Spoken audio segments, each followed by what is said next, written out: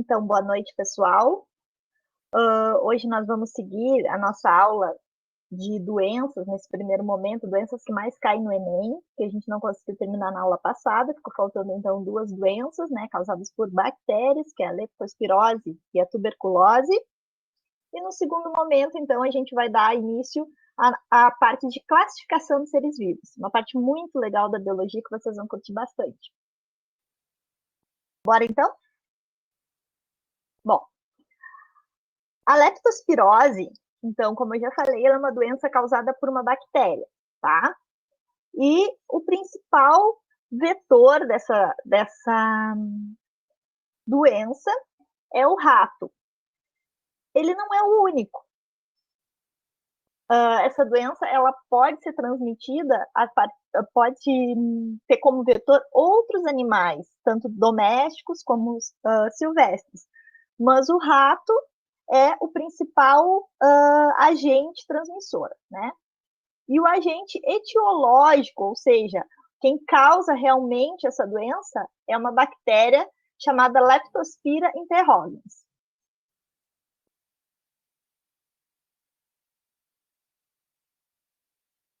Então, vamos ver aqui como é que é o ciclo, como é que a gente acaba se infectando com essa doença.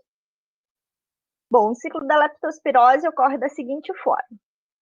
Essa bactéria, Leptospira, ela acaba se alojando no rim dos ratos ou de algum outro hospedeiro. Quando esses animais urinam, eles acabam eliminando essa bactéria para o ambiente, junto com a urina. Quando nós tocamos em alguma coisa, acabamos tendo contato com essa urina, seja diretamente tocando na urina ou quando ela é carregada pela água, a gente acaba se infectando. Essa bactéria, ela penetra através das nossas mucosas.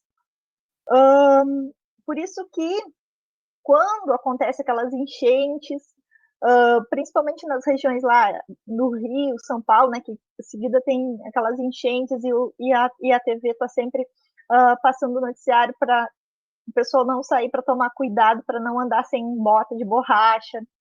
É por causa disso, porque quando vem as enchentes, acaba levando essa urina dos ratos e as pessoas que têm contato com essa água acabam se infectando. Então, quais são os sintomas da leptospirose? No primeiro momento, assim, os sintomas dela são parecidos com diversas doenças. Então, bem na fase inicial, assim, é difícil diagnosticar, porque é dor de cabeça, febre, a pele amarelada, dores no corpo. Então, é importante que a pessoa preste atenção, né?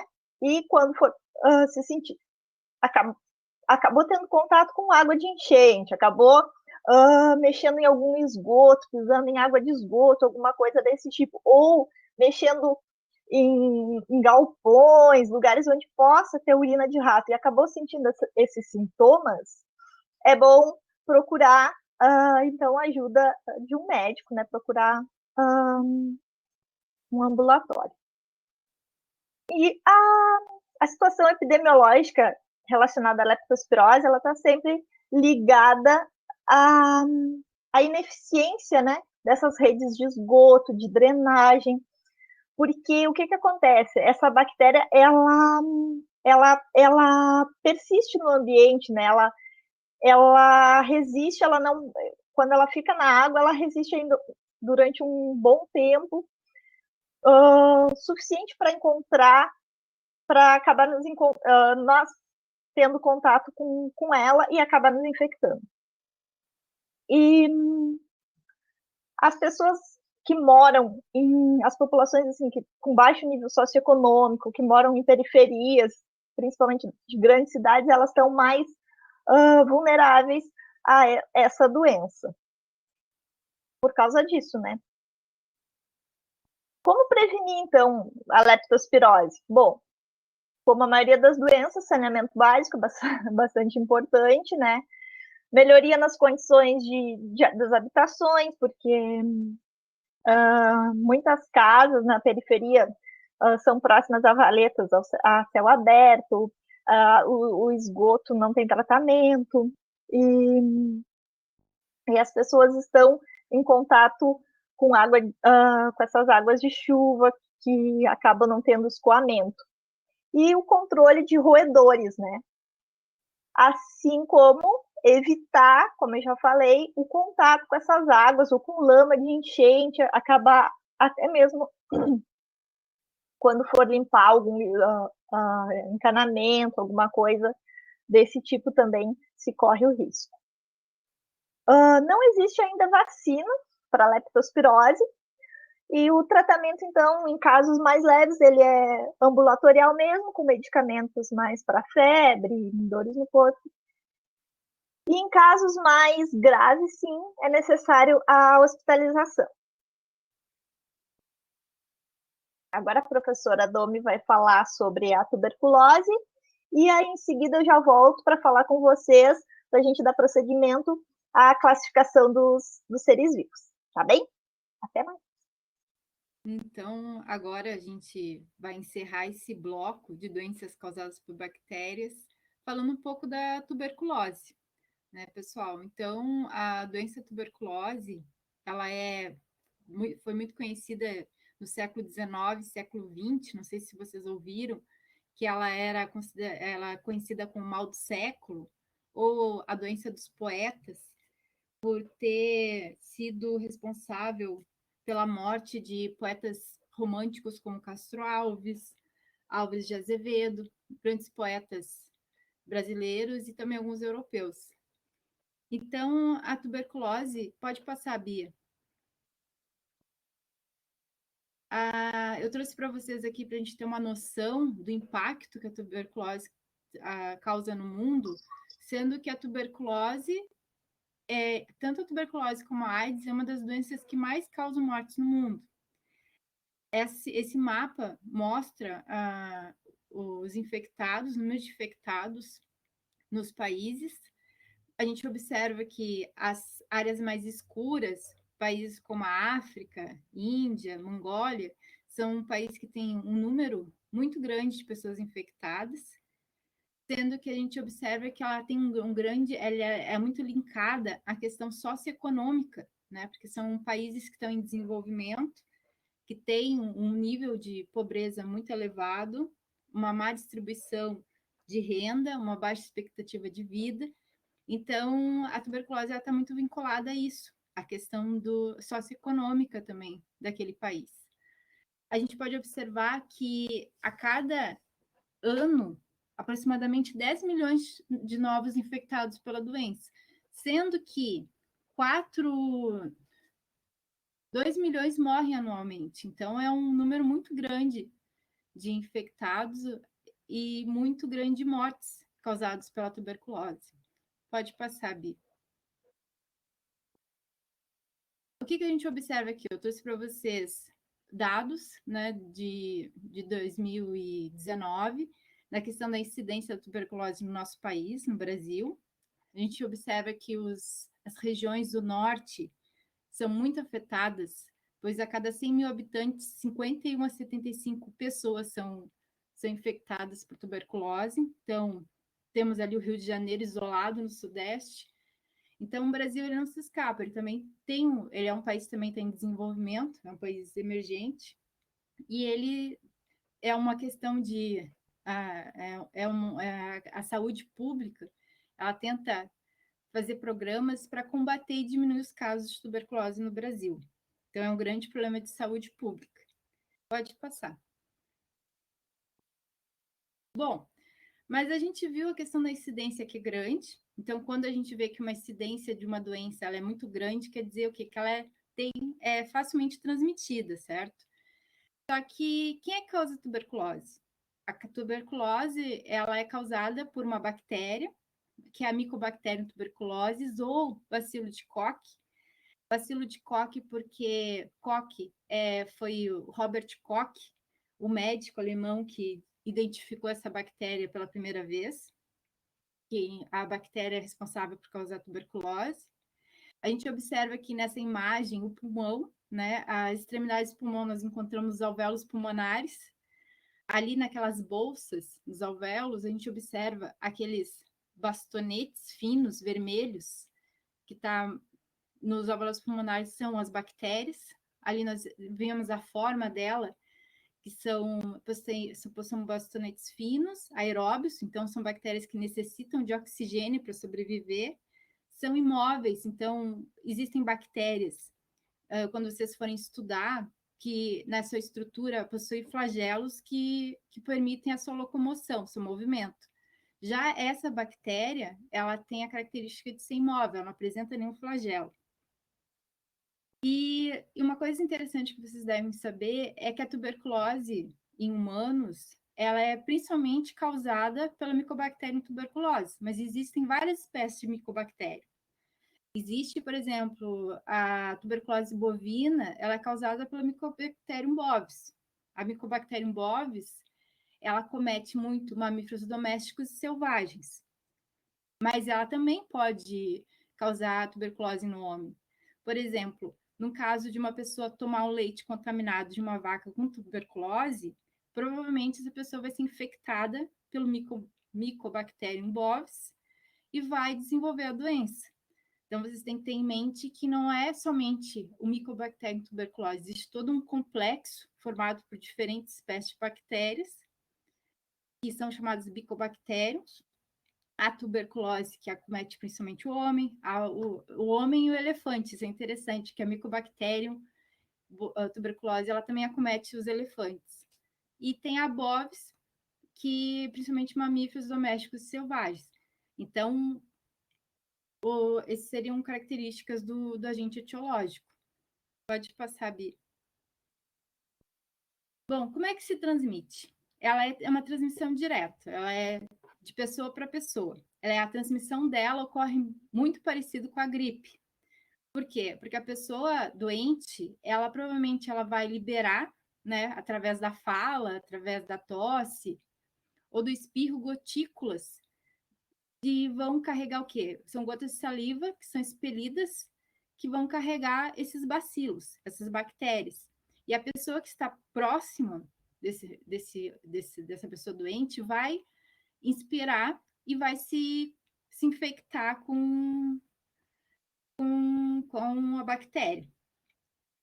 Uma das coisas um meio mesmo, que é observado, que a aglomeração de pessoas é o principal fator de transmissão, porque as pessoas estão muito próximas umas com as outras. Então, uma pessoa contaminada fala, provavelmente as que estão próximas, elas vão ser infectadas também. Uma coisa que é interessante que vocês precisam ter noção que existem as pessoas que entram em contato com a bactéria, a Mycobacterium tuberculose, pode vir a desenvolver a doença porque está com o sistema imunológico fragilizado, principalmente acontece muito pessoas com AIDS, elas terem tuberculose e vir à morte, porque a AIDS é uma doença que afeta principalmente o sistema imunológico. E também, então, tem aquele que vai contrair a doença, desenvolver a doença e desenvolver os sintomas dessa doença. Há um segundo caso, que é pessoas que entram em contato com essa bactéria,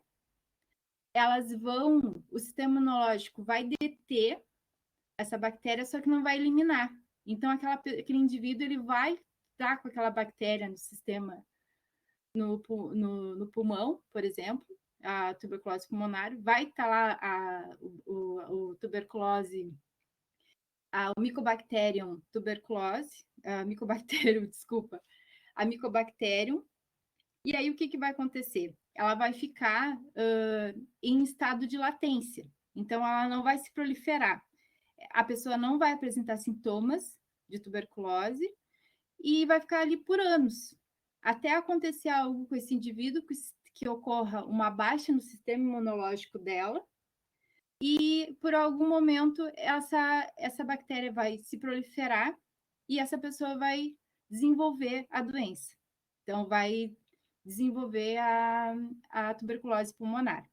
E há casos que a pessoa entra em contato com essa bactéria, o sistema imunológico dela consegue impedir e eliminar essa doença do organismo. Então, existe casos de pessoas que têm contato com a bactéria, mas não vai ter sintomas e vai conseguir eliminar essa bactéria do organismo. E onde é que ela ocorre? Bom, principalmente ela afeta, como é o sistema respiratório, que é o primeiro que inspira essa bactéria, então a tuberculose pulmonar é a que mais ocorre. Só que pode ocorrer tuberculose em outros locais do corpo. Ela pode afetar rins, ossos, meninges. Então, essa bactéria não atua só no pulmão. Em casos raros, pode afetar outros locais do corpo.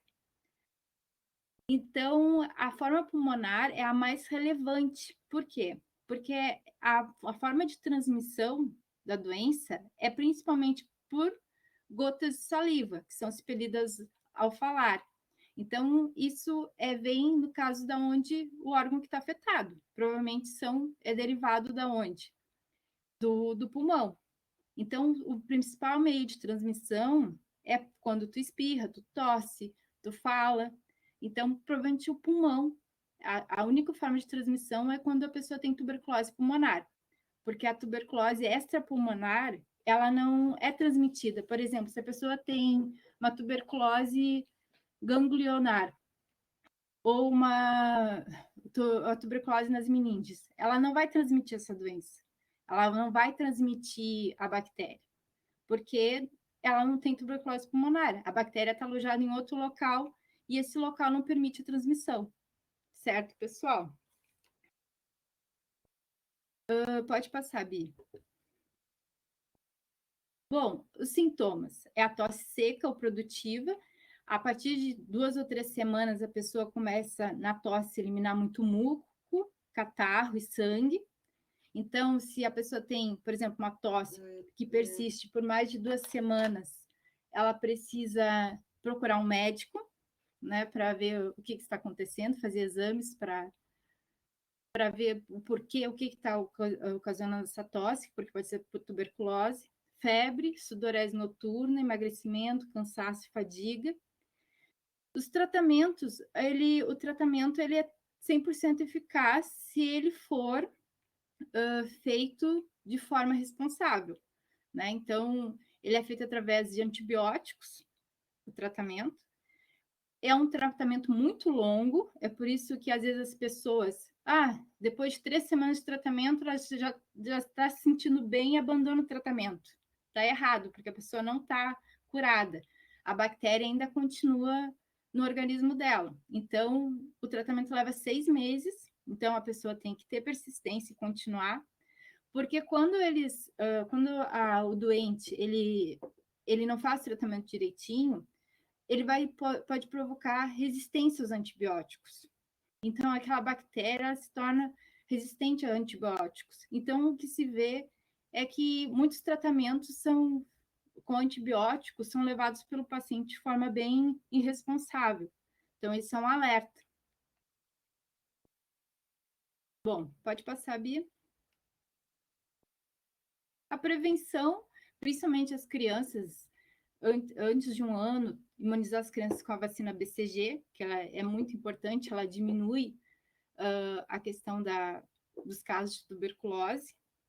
Não quer dizer que a criança tenha BCG, ela não vai ter tuberculose, mas vai ser de uma forma bem mais moderada, ela vai conseguir tratar de forma mais eficaz. Questão também dos ambientes, né? Evitar aglomerações ou lugares muito fechados, conservar os ambientes limpos e ventilados, e identificar pessoas com a doença e tratá-las. Isso é importante porque o que a gente observa? Por que a tuberculose, muitas vezes, características de por que ela está ligada à condição socioeconômica? A maioria das pessoas que não tem muitas condições, elas provavelmente vão ter casas mais fechadas, com pouca ventilação, poucas janelas, muita aglomeração de pessoas. Então, são fatores que vão permitir um alto nível de transmissão. Então, é por isso que a gente que uma da forma de prevenção, que é a profilaxia, seria evitar aglomeração em ambientes fechados. Até porque essa doença é transmitida pelo ar. Eu acho que agora, se eu não me engano, é com a... Tem mais algum slide, Bia? Ah, sim. Agora é com a professora Bia. Ela vai falar sobre classificação de seres vivos. Então, vou passar para ti, professora Bia.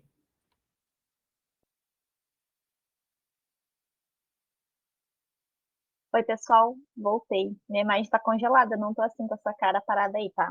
Só para você saber. Bom, então a gente vai falar sobre a classificação dos seres vivos. Vocês já pensaram sobre isso? Como que são classificados os seres vivos? Vocês já pensaram na enorme biodiversidade que tem no nosso planeta? Entre plantas, fungos, animais, bactérias. Vocês já pensaram como que a gente faz para classificar, para dar nome, para identificar, para saber o que é uma bactéria, o que é uma planta? Vocês já pensaram sobre isso? Deve ser bem complicado, né? O que vocês acham? Então, assim, ó, a gente nomeia espécies. O que é uma espécie? Bom, o conceito de espécie ele é bem complexo, porque até hoje os cientistas eles não chegaram a uma conclusão assim final sobre o que se pode chamar de uma espécie. Só que a gente precisa, de alguma forma, nomear, né, identificar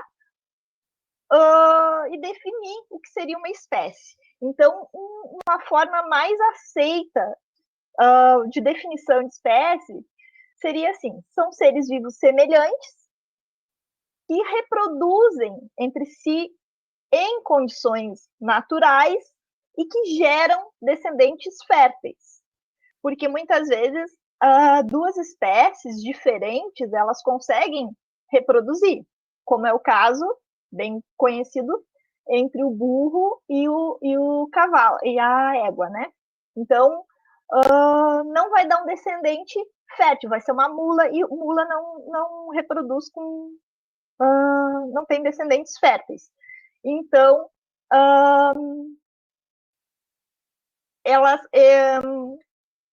não gera uma nova espécie, mas isso a gente vai estudar depois em evolução, que vai ser numa outra aula daqui a umas 3 semanas. Não, mas enfim, a gente vai estudar em evolução, só que eu preciso de adiantar algumas coisas aqui para a gente entender a classificação, tá bem? Bom, existem umas formas de classificar que aí quando a gente fala assim, que são classificações básicas. Elas não obedecem nenhum padrão evolutivo e a gente usa mais para fins didáticos. Por exemplo, quando a gente classifica os animais entre carnívoros e herbívoros, plantas aquáticas e plantas terrestres, enfim, são classificações que não obedecem padrões evolutivos, tá?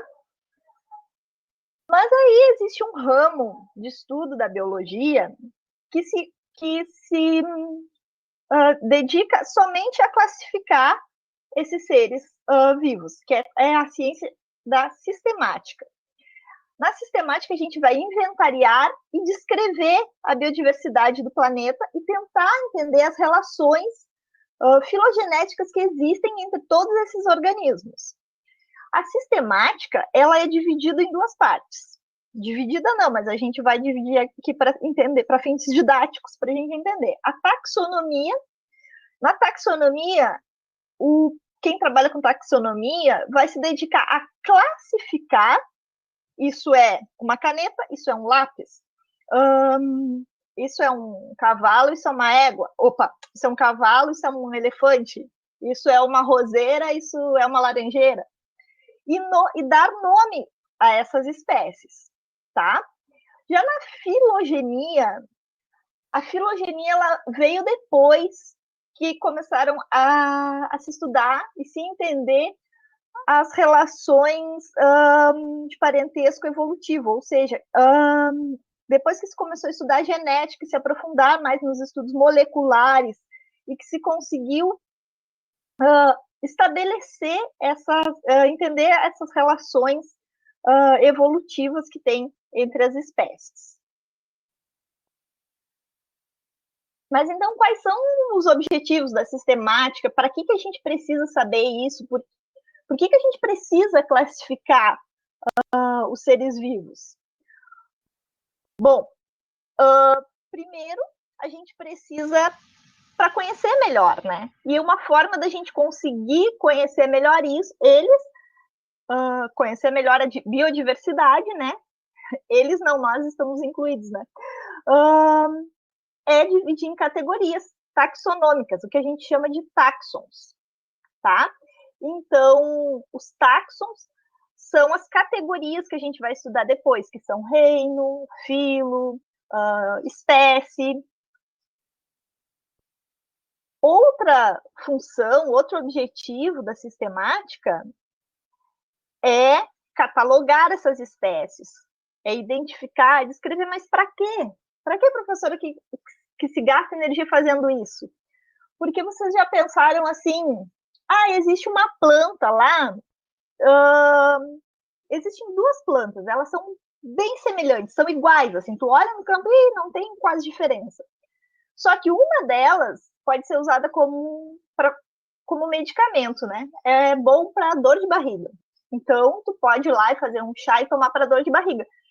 Mas aquela outra, ela faz um mal terrível, ela é capaz de te matar, né?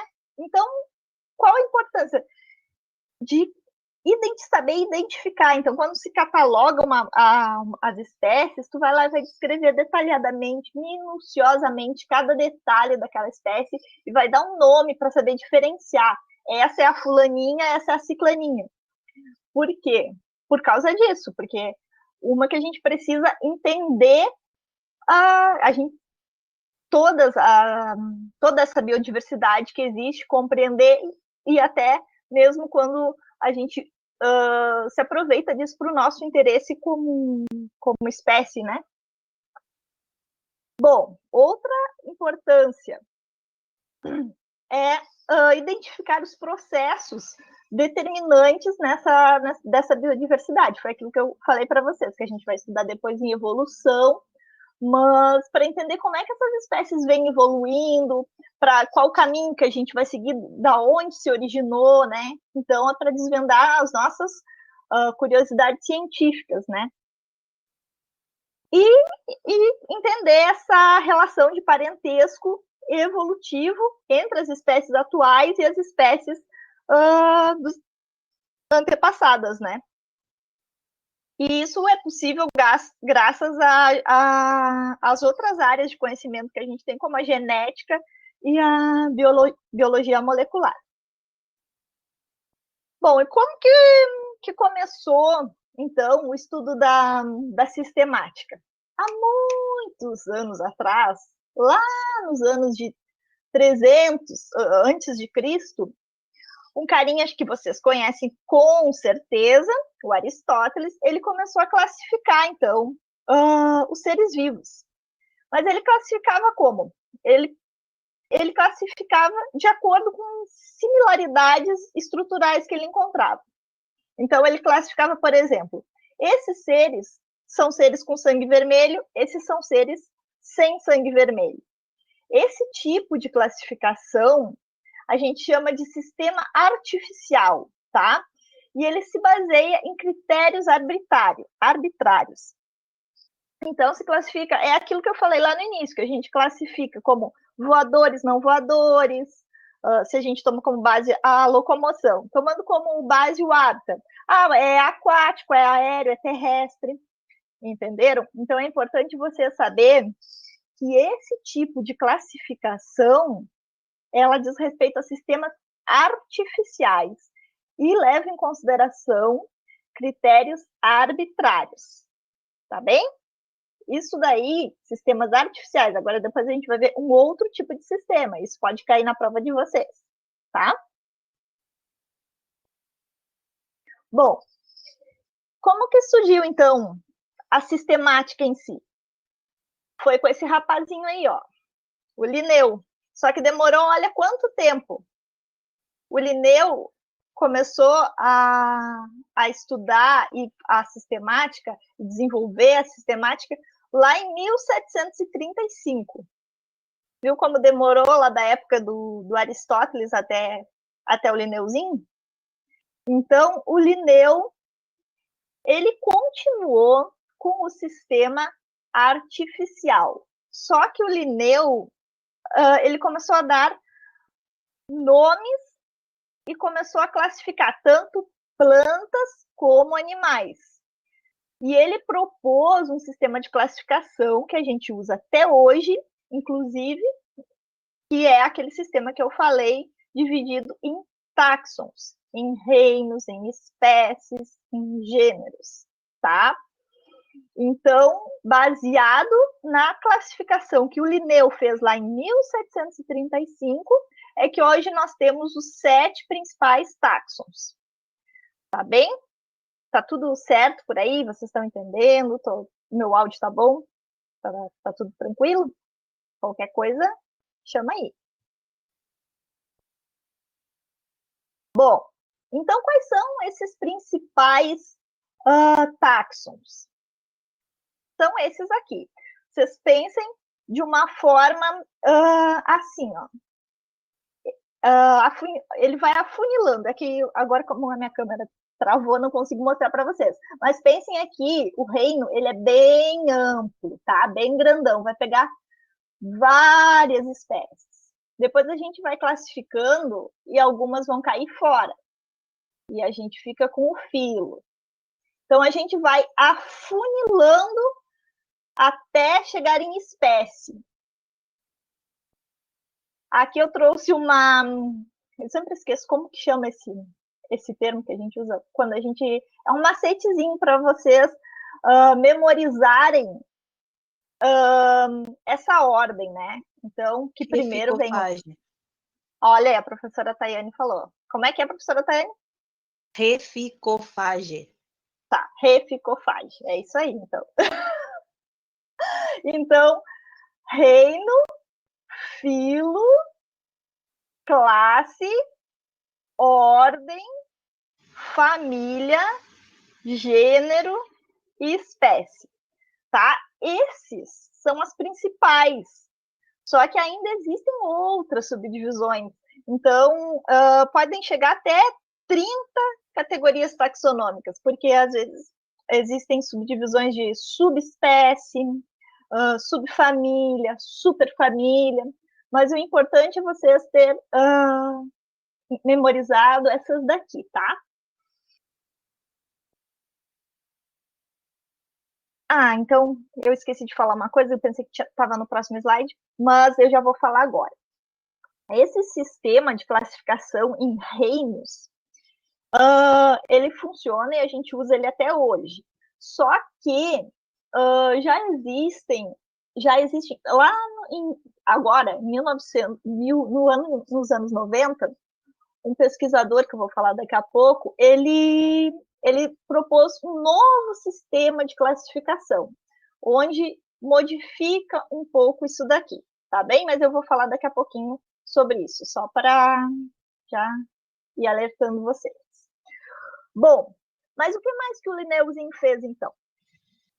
Bom, o Linneu, ele também criou um sistema de nomenclatura, que a gente usa até hoje, que é o sistema binomial. O que é isso? Todas as espécies, elas têm 2 nomes, tá? Então, o primeiro nome diz respeito ao gênero, e o segundo é um epíteto específico. Então, eu posso dizer, professor, aqui eu trouxe o nome de uma espécie de peixe, a traíra, não sei se vocês conhecem, claro que conhecem, né? Acostumada a comer um filézinho de traíra frita. Ópleas malabaricus é o nome da espécie. Tá? Então, eu não posso dizer, mas se Ópleas é o gênero, Malabaricus é a espécie. Não. Ópleas malabaricus é o nome da espécie. Eu preciso falar os dois. Entenderam? Por quê? Porque pode ter outra espécie que também tenha esse epíteto específico, só que é de outro gênero. Entenderam? Então, sempre a espécie são 2 nomes. Quando vocês vê em itálico, 2 nomes, se refere à espécie, tá? Sempre vai vir em itálico, e a não ser que seja escrito à mão, caligrafia, que vai ser sublinhado, que a gente pode sublinhar, tá? Mas normalmente é em itálico. Tá, e por que esses nomes são tão esquisitos? Vocês já pensaram nisso, esses nomes de espécies? Nossa, às vezes é tão difícil de falar. Nossa, tem uns que não... É quase impossível de falar, né? É porque eles são todos escritos em latim. Mas por que latim? Porque latim é uma língua morta. Então, os nomes, eles são universais. Não interessa se tu vai descrever uma espécie no Japão, no Brasil, na África, nos Estados Unidos, na Austrália, não interessa onde, vai ser em latim. E essa língua, o que significa ser uma língua morta? É uma língua que ela não vai sofrer mais modificações. Por exemplo, no português, há um tempinho atrás, agora o português sofreu modificações. Muitas coisas que eram escritas de uma forma, agora estão sendo escritas de outra. Então, o latim, ele é uma língua morta que não vai sofrer mais esse tipo de modificação, tá? Então, vocês imaginem como isso é importante, porque imagina que vocês estão lá fazendo a faculdade de vocês, e vocês vão pesquisar, sei lá, eu vi que tem uma menina que vai fazer farmácia, né? Ela está pesquisando um remédio, um medicamento lá para sinusite. Ela vai pesquisar, então, lá medicamentos para sinusite para o Homo sapiens, né? Na nossa espécie. Aí tu imagina se não existisse esse nome, Homo sapiens, universal. Como que ela ia ter acesso ao que foi publicado no Japão, nos Estados Unidos ou em qualquer outro lugar do mundo? Então, Homo sapiens vai ser para todo mundo que trabalhar com a espécie humana, com humanos, vai publicar e vai estar lá Homo sapiens. Então, por isso que é tão importante ser em latim e ser universal. Outra coisa que pode acontecer, e que acontece, eu peguei 2 exemplos que acontecem aqui no Brasil mesmo. Quando a gente usa um nome comum, o cardeal, por exemplo. Cardeal, ele é um nome comum que ele é usado para, no mínimo, 6 espécies, que eu coloquei aqui. Então, não dá para dizer, eu posso estar falando a área coronata aqui no sul, e vocês estarem falando do Paroária gularis. E a gente está se referindo a cardeal, mas a gente não está falando da mesma espécie. Então é importante isso, não pode ser um nome comum, porque nome comum cada região vai utilizar conforme a sua cultura, né? E o exemplo ao contrário disso é o que acontece com com a aipim, né, com a mandioca, que é uma única espécie que tem vários nomes. Em alguns lugares é chamado de aipim, outros de macaxeira, outros de mandioca, mas todos se referem à mesma espécie. Entenderam? Bom, como eu falei para vocês, até aquele momento a gente estava vendo os sistemas artificiais. E agora a gente vai falar dos sistemas naturais. Como que surgiram os sistemas naturais, então? Bom, quem conhece esse carinha aí? Sabem quem é? Quem gosta de biologia tem que saber, hein? Isso daqui é o Darwin, Charles Darwin. Ele é pouco famoso. Então, o Charles Darwin foi quem escreveu A Origem das Espécies, né? E a partir desse livro, a partir da teoria desenvolvida por ele, que vocês vão estudar na aula de evolução, é que se começou a modificar esse estudo da sistemática, né? Então, que a gente começou a estudar como sistemas filogenéticos e buscando entender, então, esse processo, esse parentesco evolutivo e toda essa linha de evolução de todas as espécies. Os sistemas naturais, eles são chamados assim porque eles ordenam naturalmente os organismos, tentando estabelecer, né, então, essa relação de parentesco evolutivo entre eles. Então, falando dos reinos, a gente vai ver na próxima aula e a gente vai estudar detalhadamente os reinos. São 5 os principais reinos, né, que a gente vai ver na próxima aula. Os principais reinos, não, os reinos são 5, que é o Animalia, onde estão todos os animais, Plantae, onde estão todos os vegetais, o reino Fungi, dos fungos, os protistas e o Monera, tá? Esse daqui, o Monera, é que a gente vai dar uma atençãozinha, que lembra que eu falei que tem uma nova teoria que modifica um pouco esses reinos? Então, a gente vai depois falar sobre isso. Bom, eu quero ver se vocês entenderam bem, eu vou detalhar mais um pouquinho como que a gente vai classificar. Então, a gente tem uma espécie. A gente precisa identificar aquela espécie, a gente quer saber que espécie é essa. Eu estou lá na Amazônia e eu encontro uma rã, um anuro, um sapinho lá. E eu quero identificar esse sapinho, tá? Então, vamos fingir que eu não sei nada sobre ele. Eu vou lá e vou olhar. Bom, esse organismo, ele é multicelular, ele é eucarionte, ele é heterotrófico. Então, eu sei, ele forma tecidos. Então, eu sei que ele pertence ao reino Animalia. Bom, então ele já não é uma planta, ele não é um fungo, eu já consegui classificar ele num reino. Mas o reino Animalia engloba muito bicho, né? Muita coisa. Tem os humanos, tem minhoca, tem mosca, tem cão. Como é que eu vou aprofundar? Bom, eu vou seguir observando essa espécie que eu encontrei. Aí eu vou ver que ele tem resquício, ele tem presença de notocorda. Bom, então eu já vou eliminar alguns desses organismos que eu já vou saber, presença de notocorda, então ele pertence ao filo dos cordados. Bom, sigo estudando e observando. Posteriormente, eu vejo que ele tem presença de glândulas mamárias. Se ele tem presença de glândulas mamárias, ele não é um peixe, ele não é um sapo.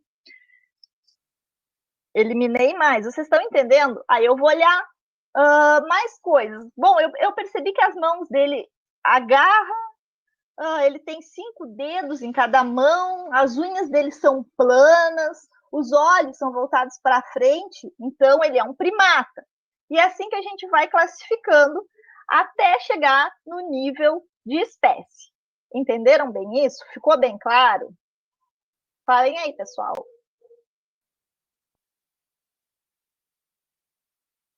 Tá bem?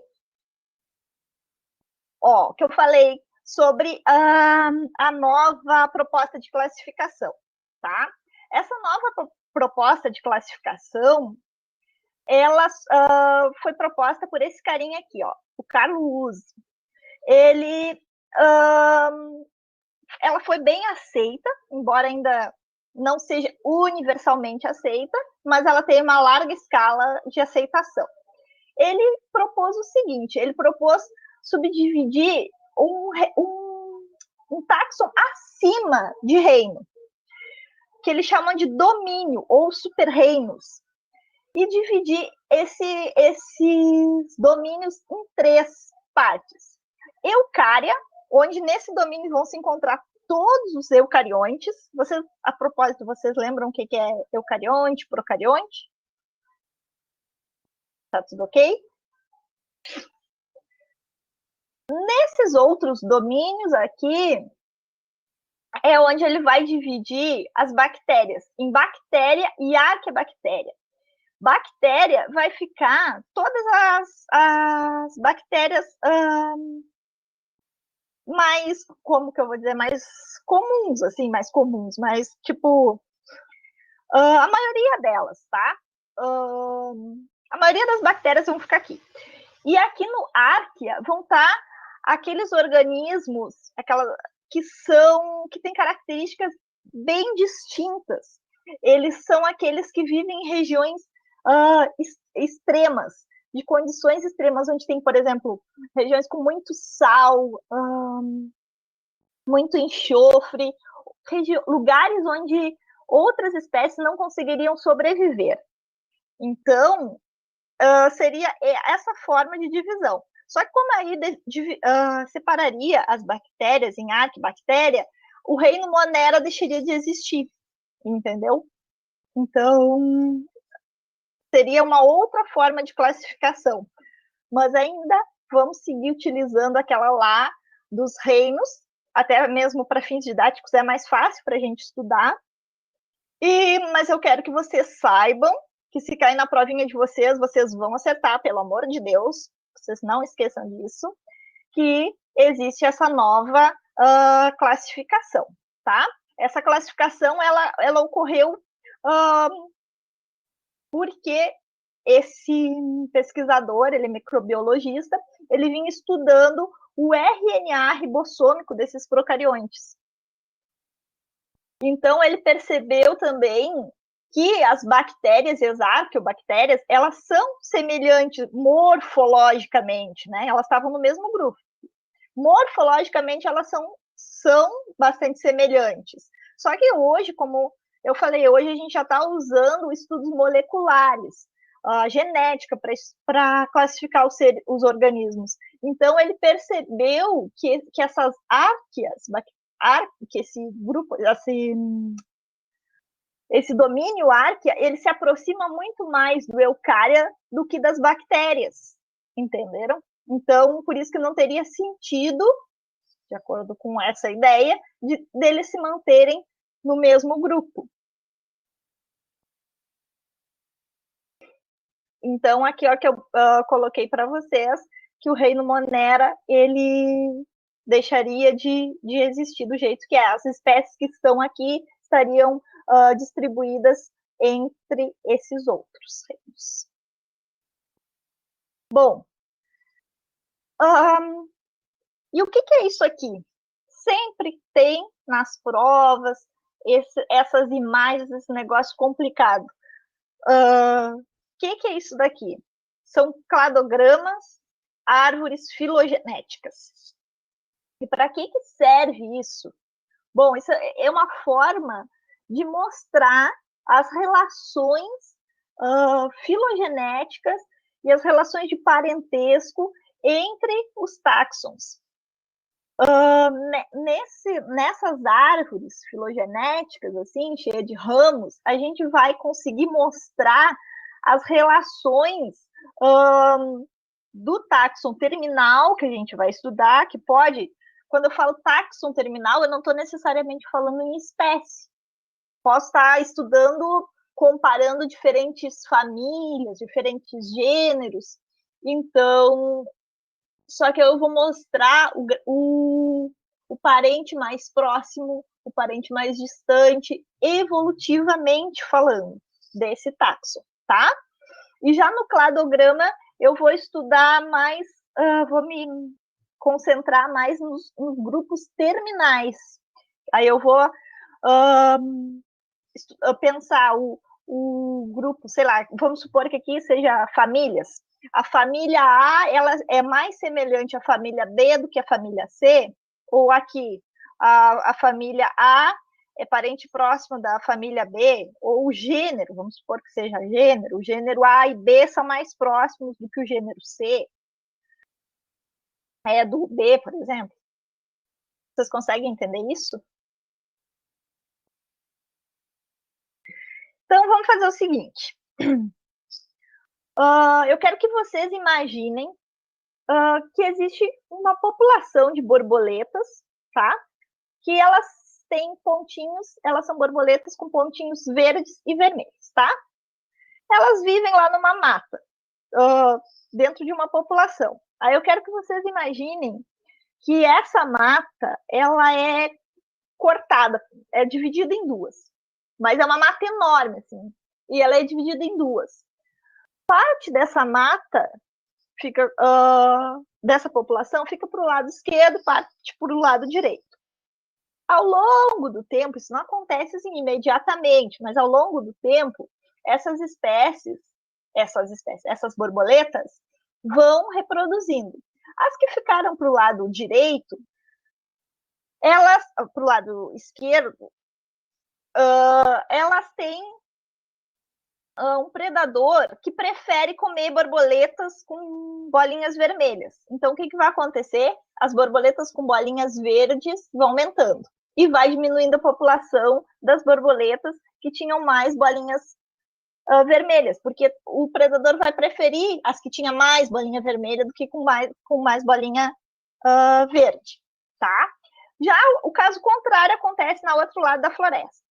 Tem outro predador que prefere as borboletas que tem bolinhas verdes e não as que têm bolinhas vermelhas. Então, aqui, quanto mais bolinhas verdes elas tiverem, mais esse predador vai comer. Vai sobrar quem? As que têm mais bolinhas vermelhas. Ao longo do tempo, essa população ela vai se distanciando. Vocês estão vendo que elas estão ficando... Antes elas eram semelhantes, agora elas já estão ficando diferentes. Essas duas populações, esse processo que vai ocorrendo de modificação dessas espécies chama-se anagênese, tá? E quando, sei lá, não sei quantos anos depois, muitos anos depois, a gente vai ter duas populações, porque aqui só sobraram as borboletas com bolinhas verdes, e aqui só sobraram as borboletas com bolinhas vermelhas. E isso é um processo que vai acabar chamado cladogênese, porque ele vai formar dois clados. E o que é o clado? É o que eu falei para vocês. São os grupos terminais, tá? E um clado, ele pode ser monofilético, parafilético ou polifilético. O que é isso?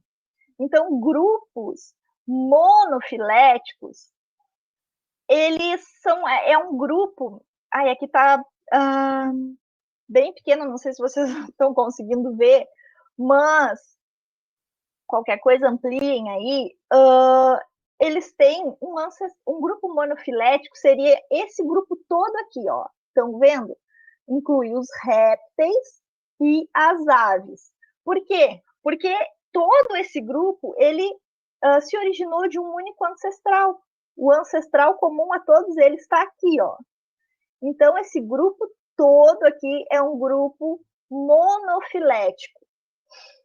Agora, se na prova de vocês estiver falando esse é um grupo parafilético, o que é um grupo parafilético? Bom, um grupo parafilético é um grupo que exclui alguém, que devia estar ali naquele grupo, mas ele foi excluído.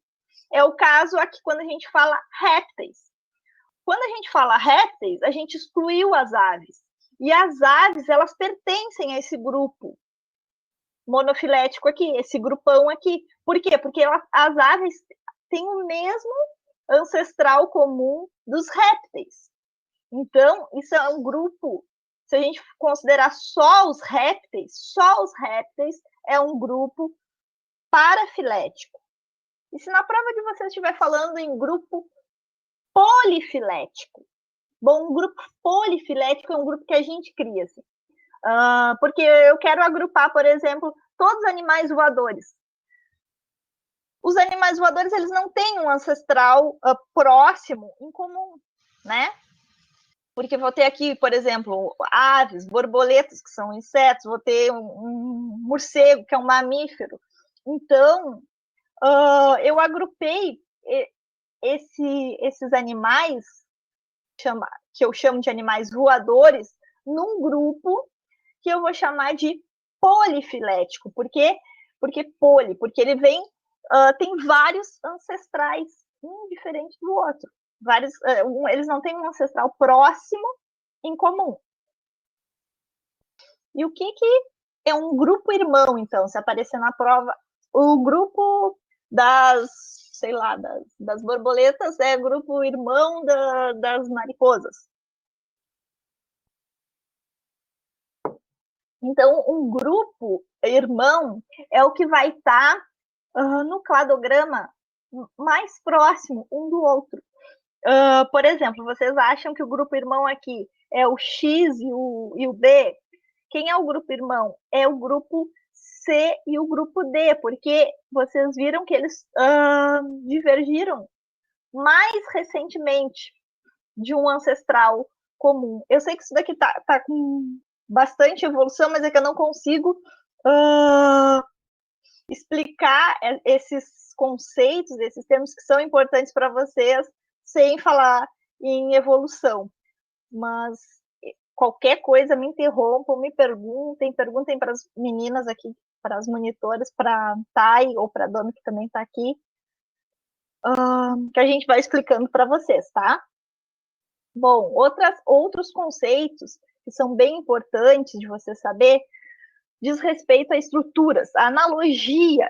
Quando vocês encontram esse termo, analogia, estruturas análogas. O que são estruturas análogas? São estruturas semelhantes na aparência, elas normalmente têm a mesma função, mas elas têm uma base genealógica diferente, elas não têm uma base genealógica comum. Como é o caso, eu trouxe aqui o exemplo das asas de uma ave e as asas de um inseto. Elas não têm a mesma origem embrionária, mas elas têm a mesma função, e são asas. Então, elas são estruturas análogas, elas desempenham a mesma função, mas não têm a mesma base genealógica. Já estruturas homólogas são aquelas estruturas que elas podem ser diferentes. Você olha para elas e, nossa, não tem nada a ver uma coisa com a outra. Uma asa de morcego, uma pata de cavalo, uma mão humana, uma nadadeira de tartaruga. A gente olhando, não tem. Elas têm funções distintas. Uma serve para nadar, uma serve para voar, outra serve para agarrar as coisas, para caminhar, outra serve para agarrar as coisas. Então, mas elas têm uma origem embriológica e filogenética em comum, elas tiveram a mesma origem. E isso, então, é uma homoplasia. Então, é importante que vocês entendam esses conceitos, porque eu pesquisei e já vi que vem bastante nas provas esses conceitos. Então, vocês já sabem o que é uma estrutura análoga e uma estrutura homóloga. Bom, eu trouxe uns exercícios para a gente fazer, queria muito fazer com vocês, mas já vi que a nossa aula tá chegando no fim.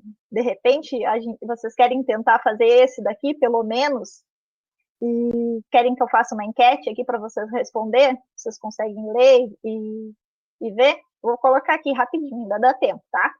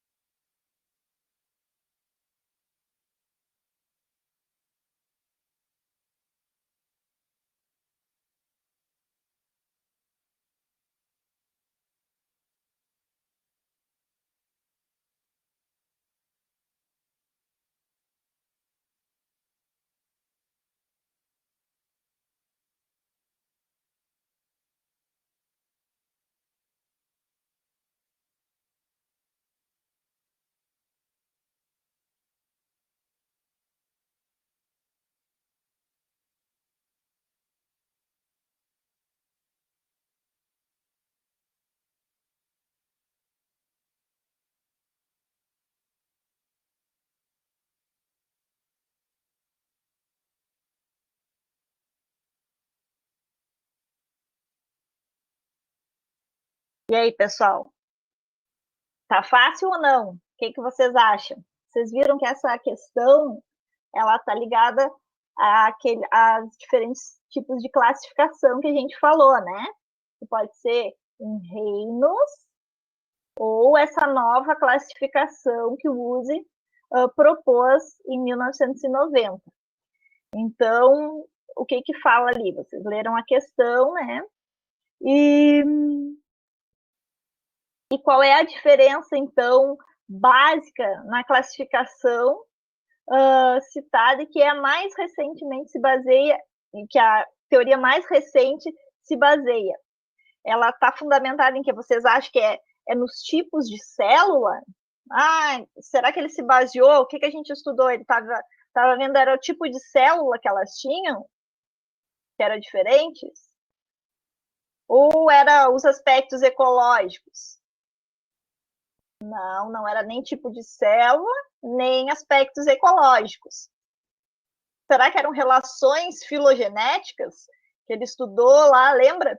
Ele estava estudando o que? Ele estava estudando RNA ribossômico, e aí ele viu o quê? Vocês lembram? Que eu mostrei lá, que eram mais parecidas com as arqueobactérias eram mais parecidas com o domínio eucária. Lembra? Isso se baseou em quê? Será que eram relações filogenéticas? O que vocês acham? Estou achando que sim, hein? Ou eram propriedades fisiológicas? Não eram propriedades fisiológicas. Eram características morfológicas? Ele olhou lá, essa bactéria aqui é mais parecida. Lembra que eu falei que as bactérias eram parecidas, elas estavam agrupadas juntos porque elas tinham características morfológicas semelhantes. Lembra? Mas aí ele começou a estudar as relações filogenéticas, baseado no RNA, e aí ele percebeu que elas eram muito mais próximas ao domínio eucária. Então, vamos ver aqui. Olha aí, ó, metade do pessoal acertou, né? Diz que era a letra C. Os outros que ficaram em dúvida, que acharam que era a letra D e a letra E. Então, não é propriedade fisiológica, tá? E também vocês entenderam que as características morfológicas, pode ter havido uma confusão aí, porque características morfológicas era utilizada antes para classificar em reinos, tá? Porque eles eram semelhantes morfologicamente. Hoje, com o estudo mais atuais, com os estudos mais atuais do RNA, eles classificaram, então, nesses 3 domínios. Pessoal, eu vou ter que parar por aqui, mas eu tem mais exercícios aqui, tá? Vocês vão olhar depois a aula e vão fazer esses exercícios. Eu não coloquei as respostas. Na próxima aula a gente vai discutir, tá bem? A gente vai ver, vocês vão me falar o que vocês acharam e o que vocês responderam. Tá bom, pessoal?